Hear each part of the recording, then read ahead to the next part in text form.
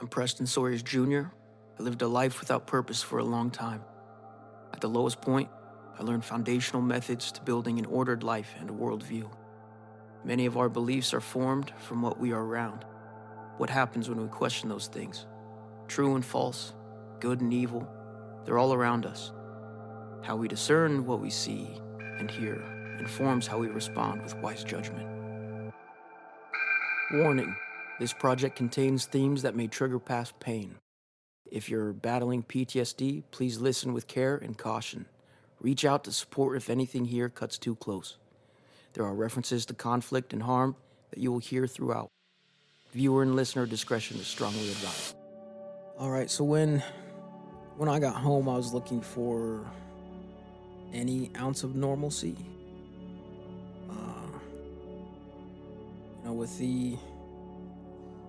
I was looking to smoke a black and mild. I was looking to have a drink of whiskey. But that sense of normalcy, it was temporary, because every single time I would wake up, I was on a feeding tube for a month. Well, actually, more ugly parts of that first month in the hospital were when I would wake up at times, I would not be myself. And when I was coming out early times, I was intubated, coming out of coma, and had feeding tubes. I was hooked up with all these wires, and like I said, the first instinct was to fight.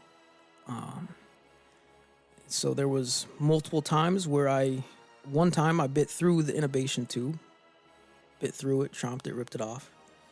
And I pulled out my feeding tube 3 times. The last time I remembered, I do remember the last time was, I know I can take this thing out. I already pulled it. So they had it in my mouth, and I kept pulling that out too easy. So then they went and put it in my nose. The first one I was able to pull out of my nose. But the second time, the nurse looked at me. She said, "Don't pull that out. You don't want to pull that out." Real level, and she knew I was going to test her. I was calling her bluff. So I go to pull it out, go to yank and stop. I'm going to pull it out. I was like, oh, that's probably not good. I'm not pulling on that again. But that failing in that humbled me to the point of, all right, I got to play by their game now. So my question after that, a few days after that, my question was, I couldn't drink with this feeding tube, couldn't do anything. Oral therapy is for brain injuries, so they had to make sure that I could eat and drink without choking, and that I had function of my mouth and throat. That is common with brain injuries.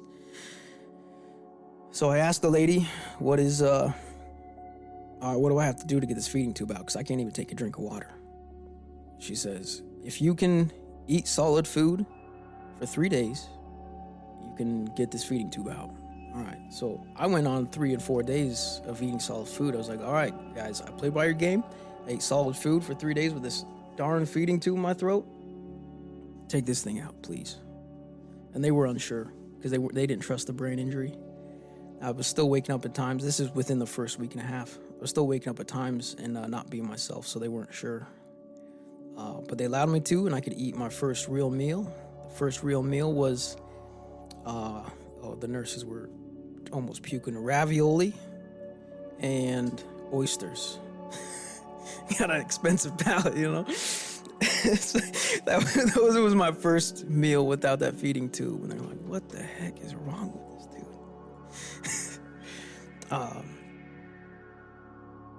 But yeah, there'd be times in that first month too where, like I said, I would wake up and not be myself. So I would wake up, they wouldn't know I was awake, I was myself, and they'd be talking about me like I was already dead. Like they were playing an afterlife stuff and talking that kind of way. Well, what if this, what if that? And so I thought I was being funny. When I would wake up myself hearing these things, like the old Monty Python show, I'd say, I'm not dead yet. Well, that's what I thought I was saying. It was more like, I'm not dead yet. Half dead. I was pretty much dead. But that, I was extremely emaciated at this point in time.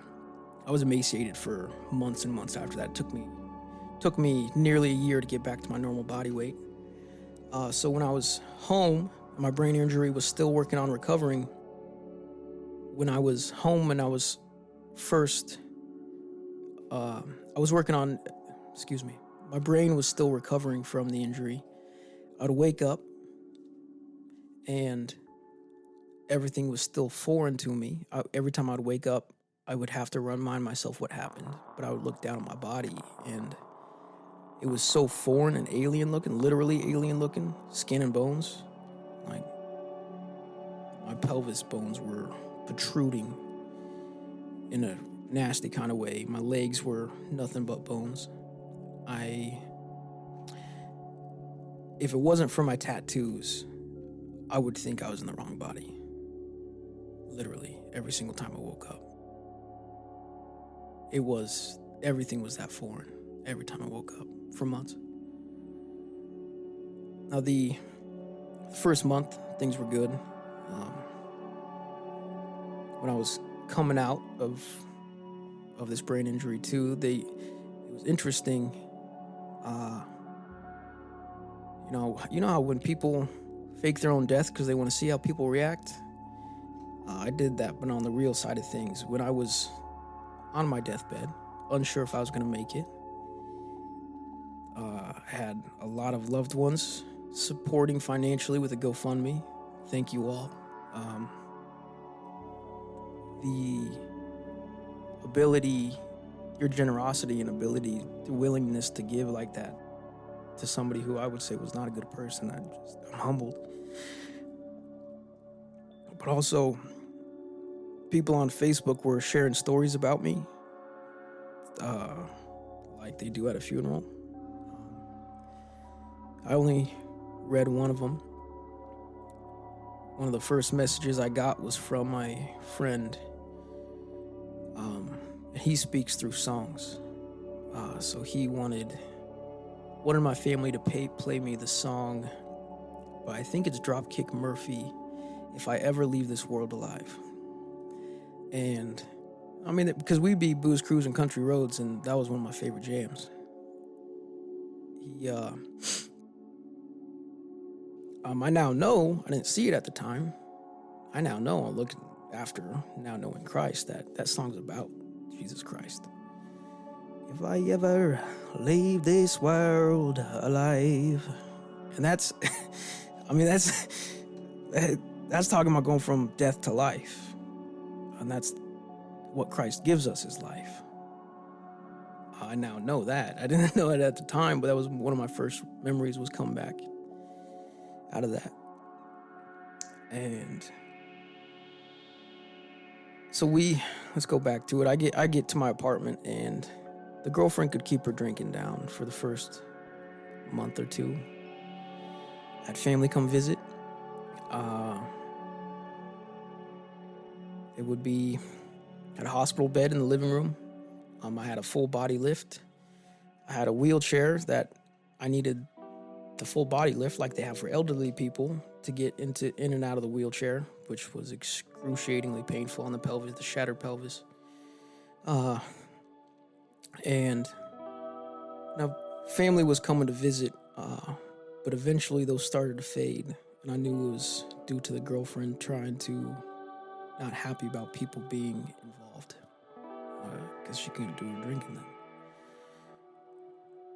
then. So that family started to fade away. I'd ask for help, like help getting to a doctor's appointment. It was too far across town to get help to the doctor's appointment. And at this time, still had no phone service.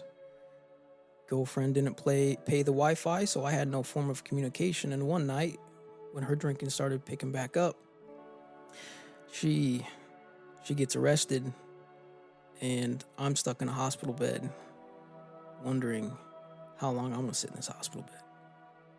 No Wi-Fi, no way to communicate with the outside world. So I had to find a way.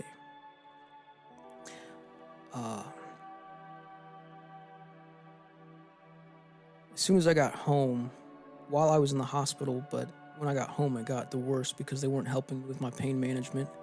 Due to my blood alcohol content, there was very little pain management help, which I understand. I mean, this is what brought me to hell, but... So with all of my injuries, they were giving me half the pain reliever dosage than they give the routine knee replacement. My nurse friend told me. And so the oxys I was taking for the sake of the pain really didn't do a whole lot. But the pain in my right foot was, I didn't feel anything else in my body until I sat in my wheelchair because the pain in my foot was so bad.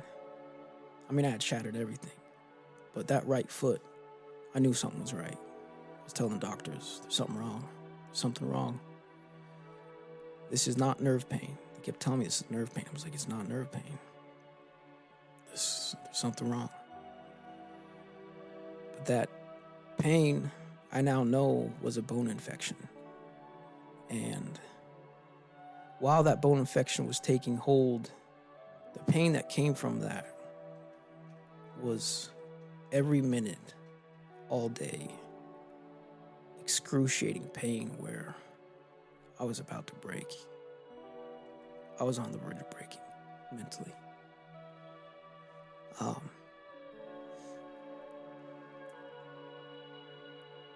The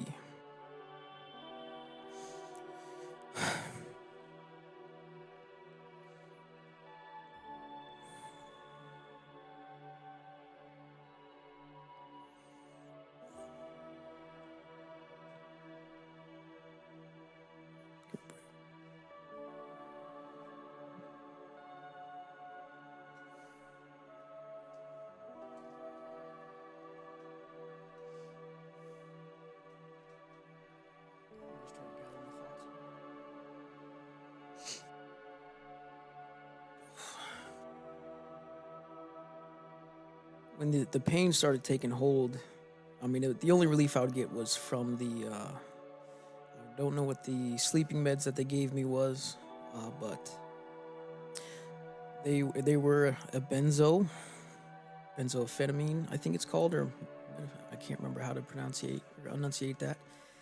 And that was the only way I could get sleep, but I would wake up in pain. I would go to sleep in pain until that drug kicked in. This whole time, I couldn't feed myself. I couldn't clean myself. I was peeing in a jar that somebody else had to hold. I had to get help to put the bedpan under me, and then I needed it wiped. And I had no dignity left. I felt like a shell of a man. When you need taken care of like that, you talk about humbled. I had nothing. All I could see was to be a burden the rest of my life. At this point, but those benzos were so good that in my sleep, I defecated myself. I didn't know at the time, but the girlfriend was passed out drunk, so I was laying there for hours in my, excuse my language, but my own shit. And, I mean, I was another one where it's, what kind of man are you? I just kept asking myself, what kind of man are you?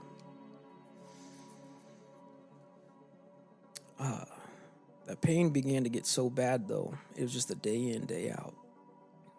Never known pain like this. It started to take a cost. And I was asking myself, like, I can't do anything. Can't clean myself, can't feed myself. What can I do? And what I came to the conclusion was, with myself, is I can at least make this... I just don't make it worse for those around me. Make it better for those around me. That's all I can do. So I began to internalize the pain and just hang on to it, and really had to disassociate from the pain, from my own sanity's sake, literally. But eventually, I became, I can't remember what the term is. I became catatonic. I have a vague memory of being evaluated for that, my ability to be present. And I remember them saying, if he doesn't improve in a few days, then we'll take him in. And at this time, when I went catatonic, I began to see a black figure in the room. And I knew it was from the pain, driving me insane, literally. And I knew that black figure was not good, and it wanted my mind. It wanted me to give up and let go. And all I knew how to do was hang on to God. But I did know if I let go of God in that, that's that spirit's way in. So all I could do when I see that spirit was, God, lead me through this hell. God, lead me through this hell. God, lead me through this hell. I'd open my eyes again. Black figure still in the room. Back to it. Close my eyes. God, lead me through this hell. God, lead me through this hell. And that was day in, day out. I don't know how long it lasted. Maybe a week, maybe 2 weeks. But that black figure was constantly in the room. There was only a couple times where it wasn't in the room, and I think it was when somebody was present, and I imagined they knew God. But I didn't know anybody that knew God. All I know is he saved my life, and I gotta survive whatever this hell is. So I just went back to praying, not knowing scripture. God, lead me through this hell. God, lead me through this hell. When the figure started in the corner of the room, and as it got worse, and I got nearest to the break, it got closer. I was at my foot of my bed. But go back to praying, close my eyes. God, lead me through this hell. God, lead me through this hell. But the worse than I knew, I prayed this prayer not knowing if I was going to make it out. I prayed this prayer not knowing if I'd ever have my mind again, if I'd ever get out of this hell. But I opened my eyes, and the figure, as I'm laying down, is right above my head, looking down on me, just in reaching distance. And all I could do was go back to that prayer. God, lead me through this hell. God, lead me through this hell. I don't know when, but one time I opened my eyes or woke up the next day, and there was no more figure. And I thought I was through the woods. And I wasn't through the woods just yet. I was noticing the pain was still there. It wasn't driving me insane anymore. Thank God. But I was noticing I was having depressions come on. And I didn't know what to do. My girlfriend, I couldn't talk to anybody about these things. I didn't know what to do, but self-reflect, I now know it's prayer. God was speaking certain things into me. I wasn't hearing his voice, but I don't think these were my ideas. But I would see this depression come on, and I found a system to, identify the depression. The depression was, this depression was,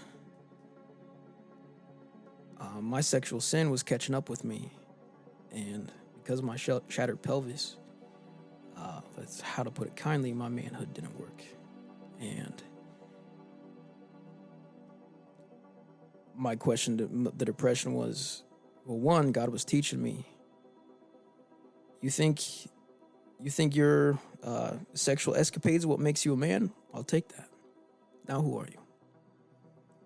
But then I had that sin creeping up on me. So all right, who am I then?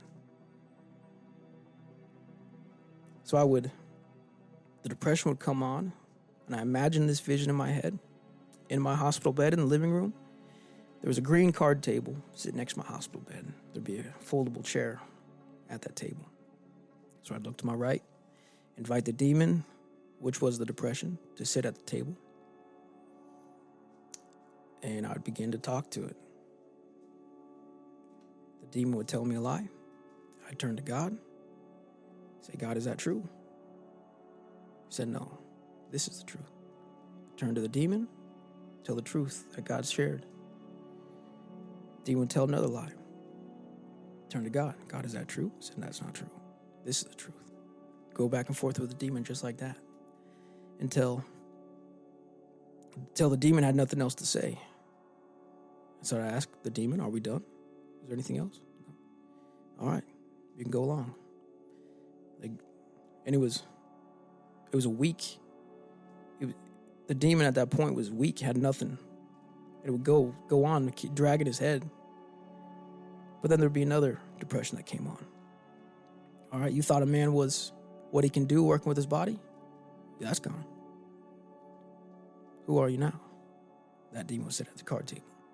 Go back to doing that same thing. Go to God for the truth. Share the truth with the demon. Tell the demon had nothing else to say. Then I'd send him on his way. The next one was, you were proud of being able to hunt for your own food? Well, you can't do that anymore too. How are you going to do that? That was another demon. You were proud of how you could physically defend yourself. Because I was proud that I had comfort in potentially dangerous situations. Well, you can't do that anymore. Who are you? A fun one that I came up with after that, finding peace with it, was, all right, I can't, okay. So I can't ride a motorcycle anymore. How am I going to modify a motorcycle so I can get back on a bike? That was a fun thing that I spent my time thinking about. How am I going to get back on a bike? Come up with different trike systems in my head. How are you going to defend yourself? Well, I'll get a cane sword. There's one over there just for fun. It's not realistic, but it's fun. Maybe I'll start being a concealed carry. I like guns anyways. I'm surprised I hadn't done it up to this point. Probably a good thing I didn't. So I spent my time doing these things. When trying to be productive, something would come on, be a problem solve. All right. But the girlfriend's drinking got bad enough where, same thing, she'd get physically violent, but yet I'm stuck in the hospital bed. I need a wheelchair. Can't get myself into the wheelchair. And now I'm at the mercy of her. And it was about humiliation, mostly. Take blanket, pillow, try to flip the bed. I think it was God. I think God held that bed down for me getting flipped in that thing, because she should have been able to flip it. But it was about every 3 days she'd get violent and drunk again.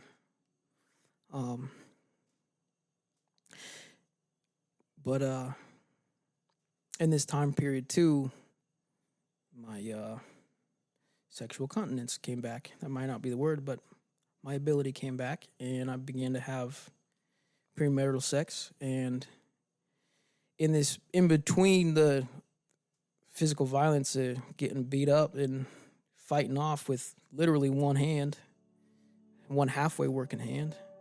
I couldn't do nothing. We started having sex again, and she became pregnant.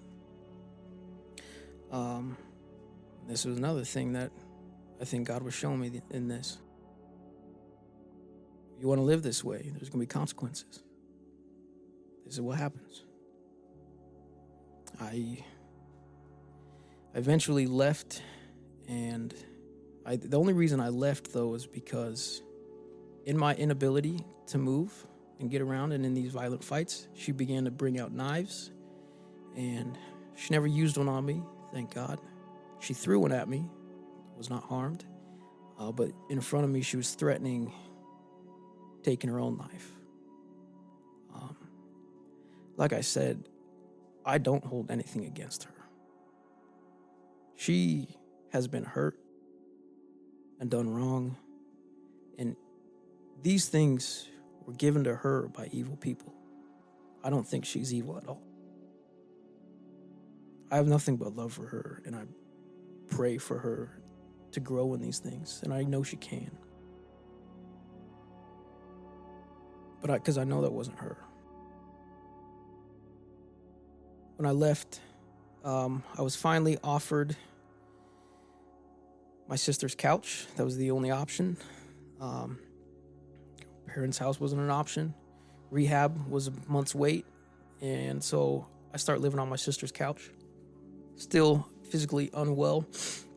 But at this point, I could barely get myself in and out of the wheelchair. I could now use my left foot, my right arm. So I had two limbs where I could kind of figure out a crawl.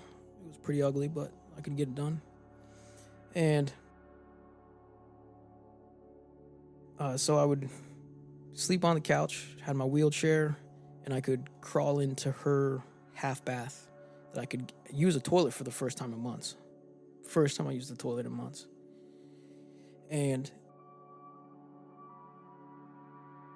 in this time of being at my sister's house, this is January, on my birthday, the now ex-girlfriend tells me she's pregnant. And she was still trying to bring chaos to me. Like, she threatened my nephew's life. And after what I was experiencing, I was just waiting for her to show up at the back door to actually come through with these threats. That there was a lot of empty threats, but there was a lot of threats that she followed through with. But she told me on my birthday that she was pregnant, and I knew the way she drank, and I knew that child was not going to live. And the amount of guilt. At this time, I did hate her. But I also hated myself because I had my part in bringing this child. And I gave a child to a woman who was going to drink that child to death. And there's no repercussions in this world for on her side. And my question was, how? How in this world? What kind of justice do we have in this world where I might barely have a say in that child's life, but she could drink a child to death? Zero repercussions. In this time period, I said a lot of not good things in this week. And I wished a lot of things that I regret. But it was this that on my 25th birthday, on the 25th of January, I decided I'm going back to church, or I'm going to church. Oddly enough, it was the church that was closest to a place that I lived. It was close to my sister's house too. And this was the week before my amputation in February.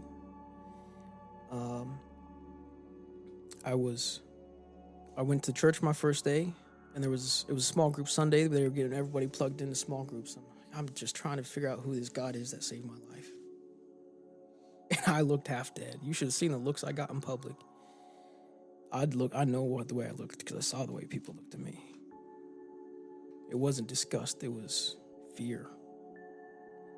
It was like, oh crap. I don't want to know what that's like. Now, in this time period too, the bone infection was taking hold in my body, that although things weren't as bad as they were when I was seeing that black figure, they were slowly getting worse. One day at a time, I knew I was one day closer to dying. That bone infection was not if it kills you, but when it kills you. I had the time bomb sitting in my right foot, and I felt that time bomb. But that pain started to creep back on to get that extreme again right before the amputation. And I knew the way I looked, dead, emaciated.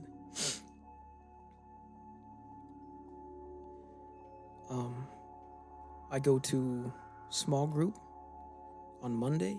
My amputation was Wednesday. And I still want to know this God who saved my life. I gotta tell you, pain from an amputation surgery, when they don't want to give you pain meds, or very much pain meds, that's painful. Eventually, in the hospital, I got to the point where I said to the doctor, screw you guys. Don't give me nothing to send me home. It's the same thing there as it is here. The pain didn't get much better in the hospital, but after the hospital it did. They didn't give me much pain. They gave me no pain relief then than they did at the beginning of my accident or the recovery. But I'm sitting here with a mentor from my small group, Shane. He was my mentor. He was the only one at church that first day that was willing to talk to me. Everybody else was too afraid to talk to me, but he was happy to talk to me. He wanted to be around me. He was willing to get lunch with me. He was willing to share the gospel with me, show me how to get into scripture, encourage me, answered all the questions I had. Let me tell you, there was a lot of questions.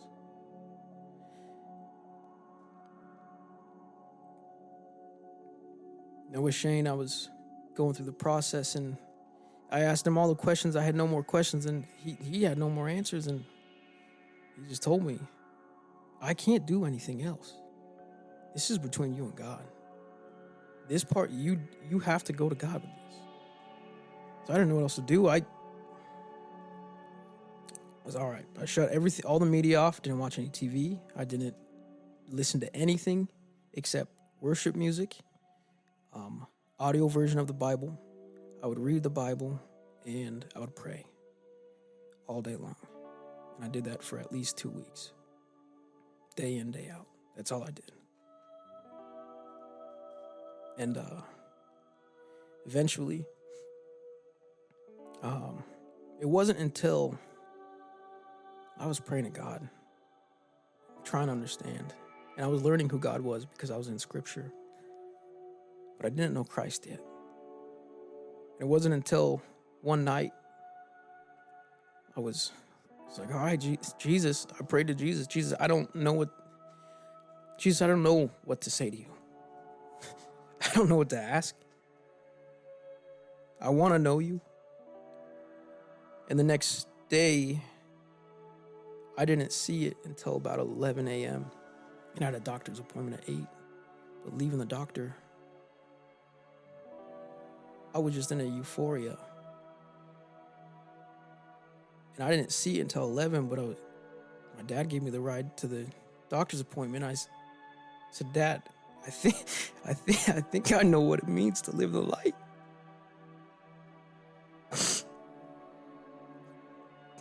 Everything's brighter. The weight's gone.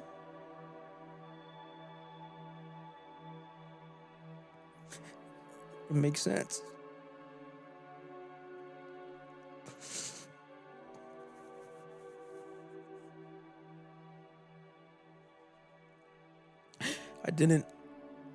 Wasn't walking yet. I was waiting on my amputation site to heal so I could put on a leg.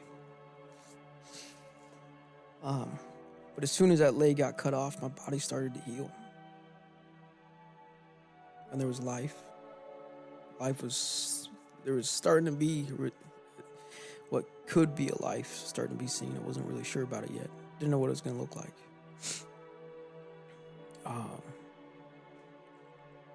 But in this time too, I was wrestling with some hard things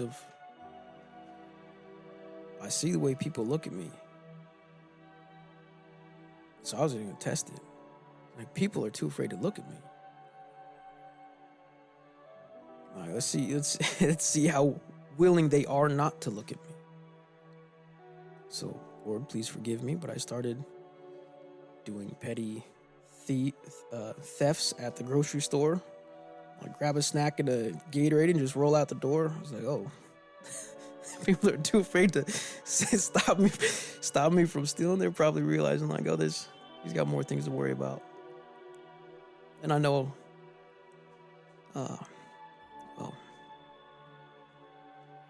was also funny.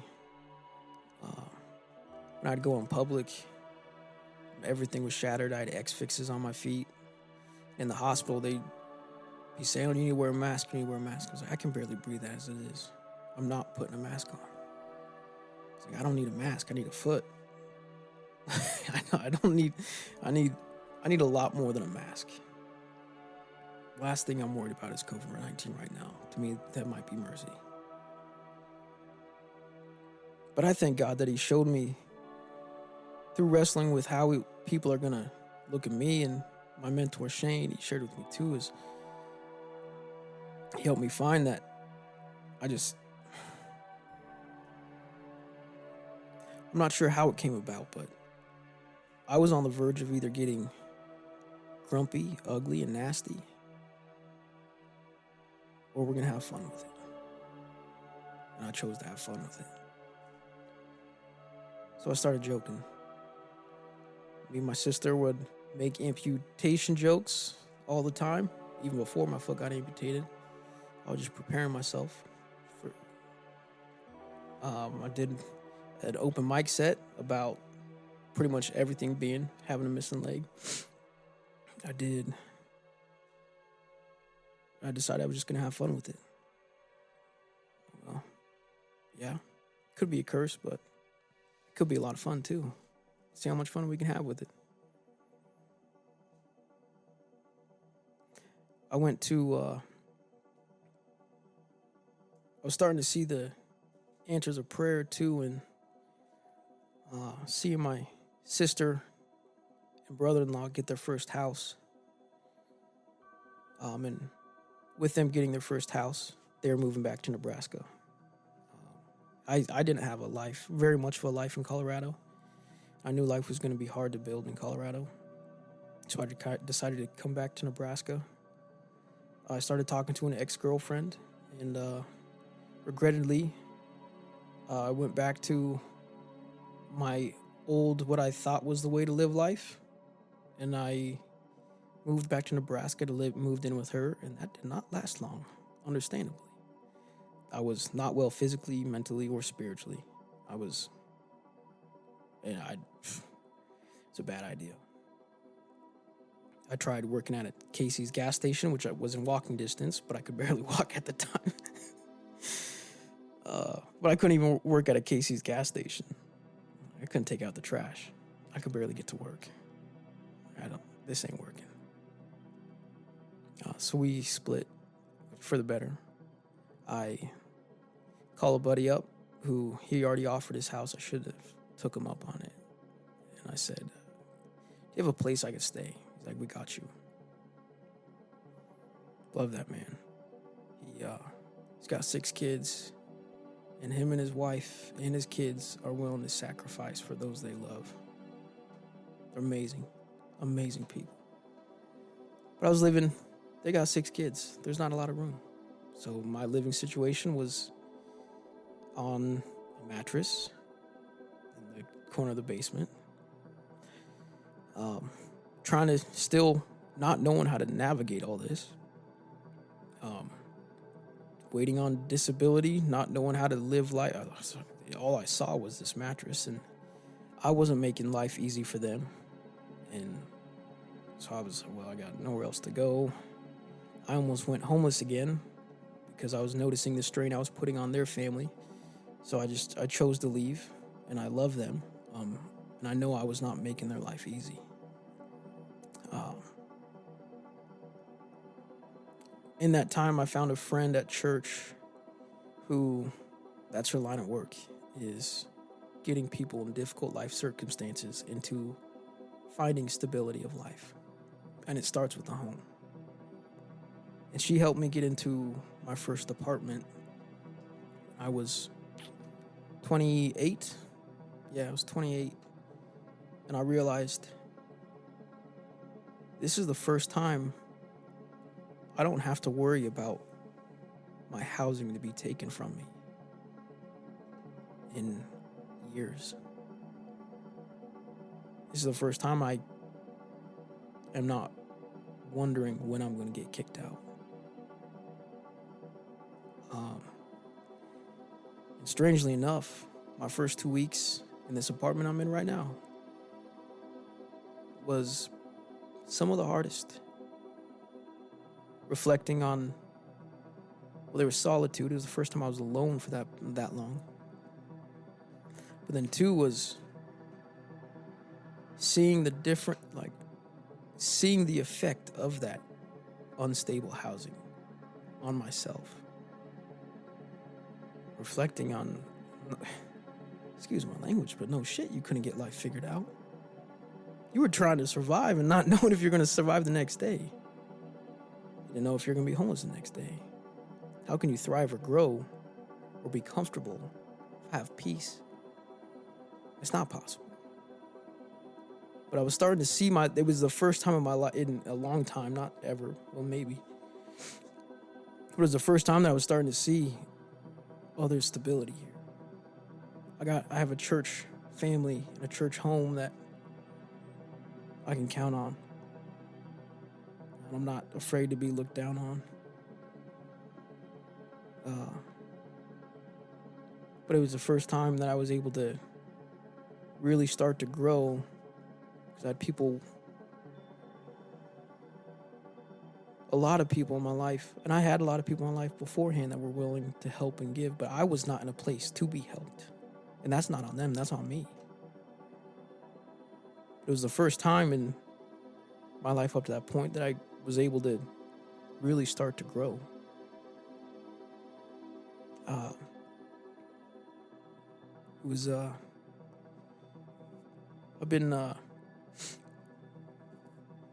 One cool thing was when I joined that first church, the very first, starting to be moved and formed by Christ, I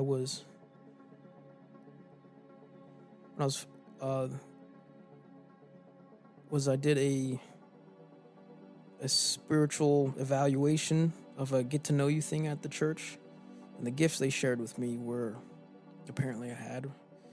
was healing, missionary, and pastor/shepherd. So I went to my mentor asking him, like, what are these about? He described in definition what they were. He was like, but you need to go to God with these things. These are for you and God to figure out. And the more I stepped into my faith, the more I saw the truth of 2 of them, shepherd and missionary. Missionary being somebody that goes to where somebody else is comfortable, makes friends with people unlike themselves in settings that are foreign to them. Shepherd being one that takes care, pretty much what cattle farmers do. Takes care, nurses, nurtures, make sure they grow, make sure they're safe. And caring for people, or caring for animals, just the practice of caring for somebody or something. But I didn't get the third, the healing. I was like, I don't get that. Yeah, I'm reading all these Christ miracles. I can't heal people like Christ did. The one day it struck me, and I can't remember what led up to it, but it's not about healing people's hands to grow back. It's not about healing the blind. It's not about healing the lame, but it's about healing hearts. It's about healing minds, souls, and spirits. So when I realized I was doing that, I was like, thank God. I did spend years doing so much harm to people. I was like, I get to heal people now. I shouldn't get to.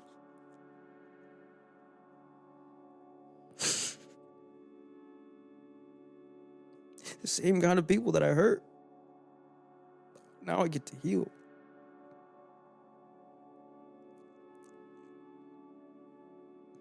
The gratitude I have for being able to do that. Not able to, like I can, Like, I'm great at it. Gratitude that I get the opportunity to. I'm just thankful that I get the chance to.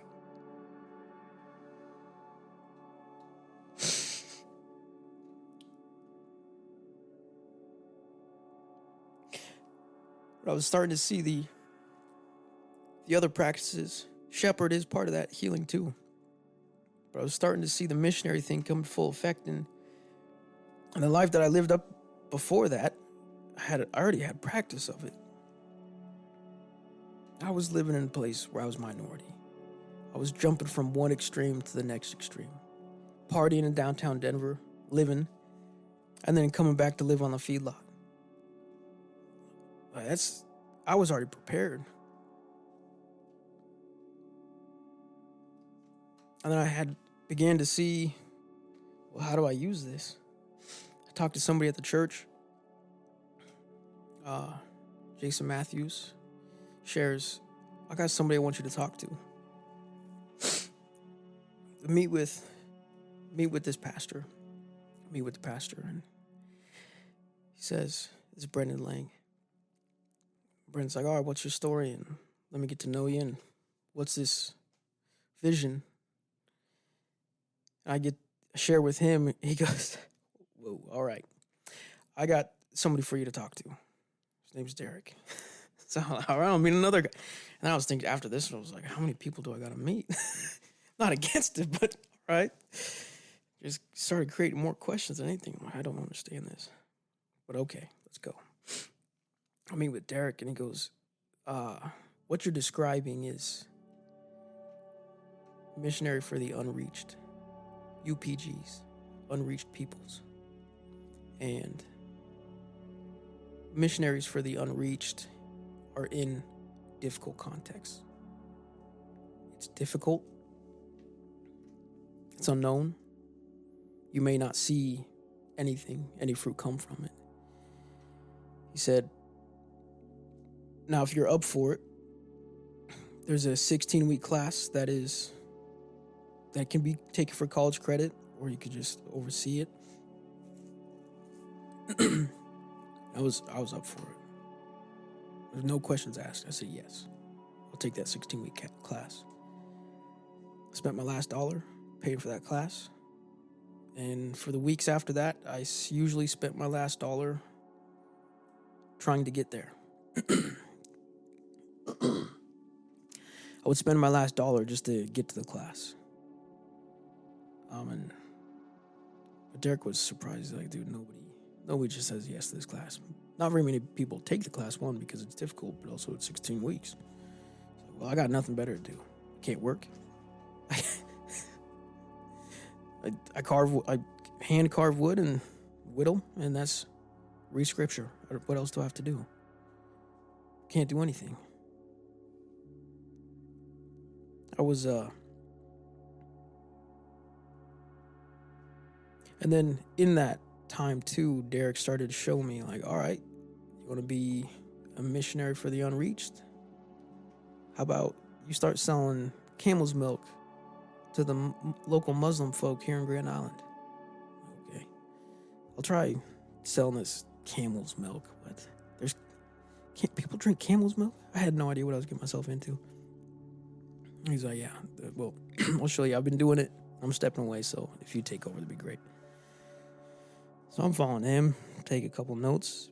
He takes me into one store, watch him have an interaction with somebody, and I'm like, all right, this is what it is. I'm going to start going into to sell this camel milk to local Muslims, and there are local African stores, halal stores, which in Islam is of God. And it is pretty much what is equivalent to the Jewish law to Islam. And so I'm learning from these Muslim folk all about Islam. What I learned in those times too was, I had these big dreams of I'm gonna be converting people, and I'm gonna be seeing all this amazing stuff happening. No, I didn't. I prayed and I hoped, but what I saw was it wasn't about a conversion. It wasn't about a baptism.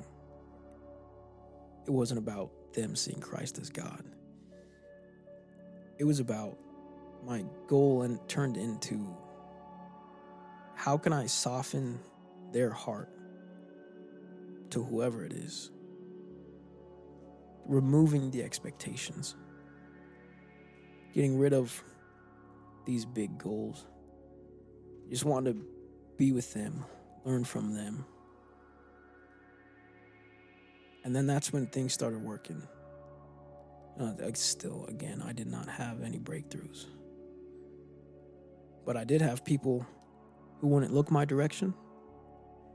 I had people with broken English willing to have a faithful conversation. They're sharing Islam with me. I'm sharing Christ with them. I don't expect them to take what I say. That's fine. But he was willing to talk to me. And I was just thankful for that.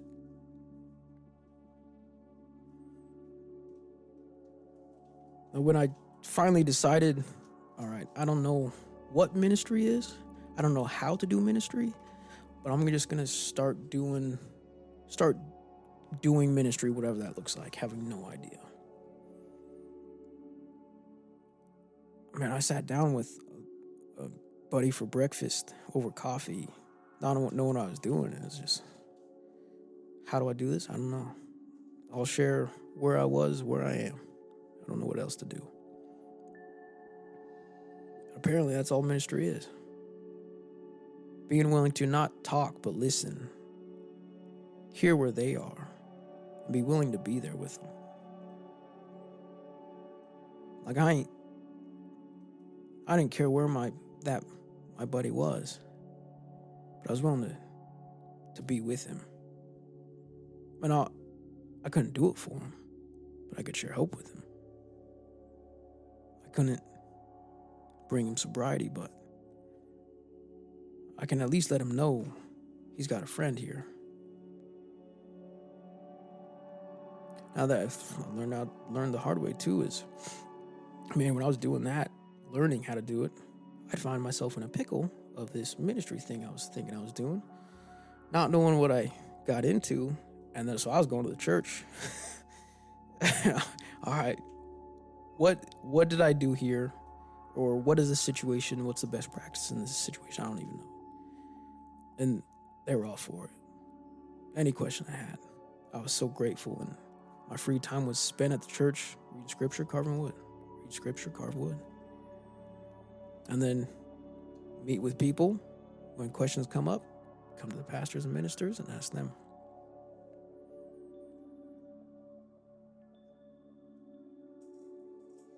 And then the ministries turned into being with people, talking with people, small groups. I was doing small groups 5 nights a week, had nothing else to do. My days were free, just couldn't work.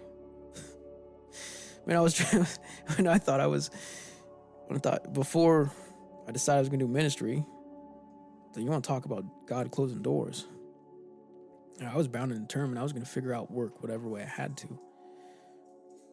But I couldn't get a call back. The one conversation I had, they were like, nah, you cannot do this line of work. Birds playing with it. That's fun. But, yes. So that was one of the times I just had to, that was one of the big breakthroughs early was, all right, you get the job, you get the apartment, you're self-sustainable, now you're living. But I can't get the first part. I can't get a job. Everything I knew how to do, my body's too broken to do. I can barely drive around. I don't have my own car, I'm using my buddy's car that I'm living with. Nothing would happen. So at one point, I'm sitting on the porch, reading scripture, carving wood, not knowing how this life's supposed to go. In tears, praying to God. All right, God, I don't know what to do. I don't know how to do this. I don't know everything I thought knew I was supposed to do. I can't do. So God, what is it I'm supposed to do? I don't know. I have no idea. But that's when things started clicking. It's like, it's not about getting a job. It's not about getting your own apartment, being self-sustaining. It was about serving him.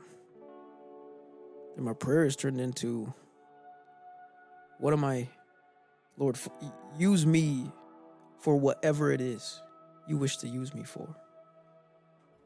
Lord, allow me to fill any hole you need filled. I don't know what else to do other than what you have for me. So just I ask you to let me serve you in whatever way that is. I don't care what it is. And then things started happening. Things started making sense. More and more sense. And that's been the reoccurring theme all throughout. Since the first time I opened scripture and went to God to understand him. Life made sense. All these questions I had and wondering why nothing worked in life, it was all starting to make sense. Then the more I began to serve him and be willing to do whatever he wanted me to do, or what I thought he wanted me to do, even though I was wrong, would just be used by him. And things started clicking. And that's kind of why I'm doing this podcast. I still don't know what I'm doing. That part's never changed. But how I serve God is changing. The things he asks me to do changes. The opportunities he gives me change. The ways he uses me change. And I get to be led by him and whatever he has for me. Now, don't get me wrong, I probably pushed that limit too many times. Like picking up nearly every hitchhiker I see walking on the side of the road. I had one dicey thing nearly happen, but it didn't happen. Thank God for that. But it nearly did.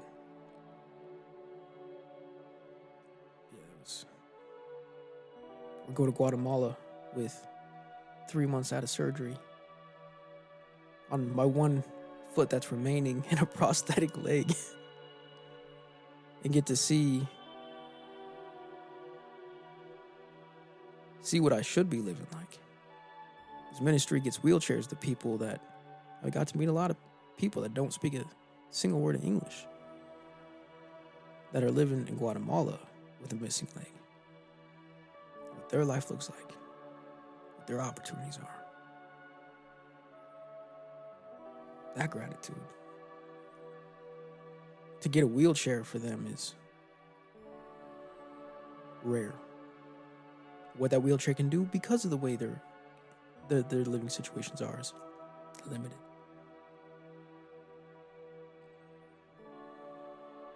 Man, and just to think that I didn't even deserve this life. I ruined the first one. And I chose to climb that building and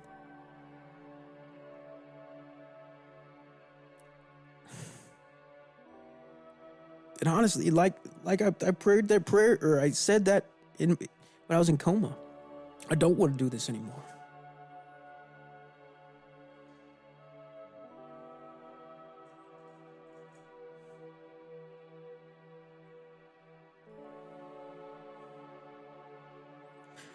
But he saved me from the black figure. He saved me from the abusive girlfriend. He saved me from death multiple times from this accident. The foot amputation too.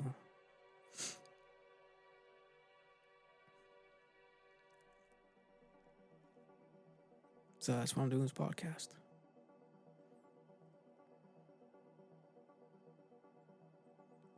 So I ruined my first life. This life that I'm living now is not mine, because I didn't save it.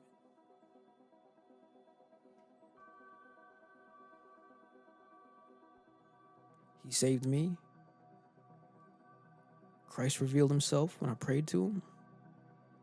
I was moved by the Spirit.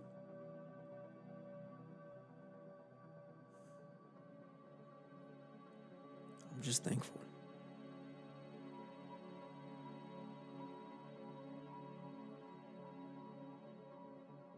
There's not a life situation or a chronic pain in my life that is not worth it.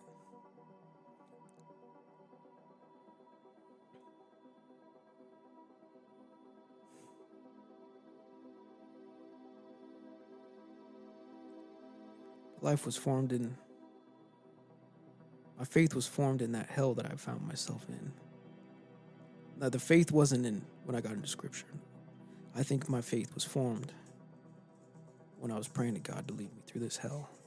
And I had that last prayer when I didn't know if it was going to work.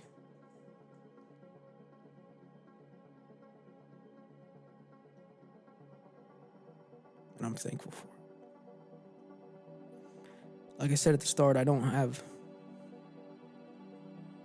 any hate or I don't hold anything against anybody because I know I wasn't a good person.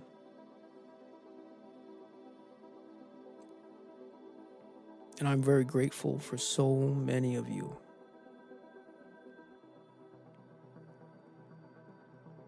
Nothing that I say, I don't want anything that I say to be held against anyone. Anything that I shared here should be used for good, to not condemn, cannot be held against.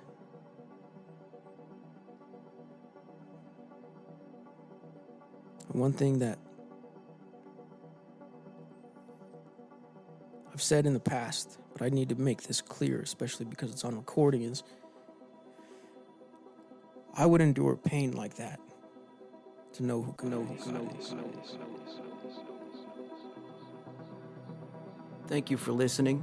If you heard something in the podcast that sparked a thought or question, bring that thought or question to me at sawyerspurspodcast@gmail.com.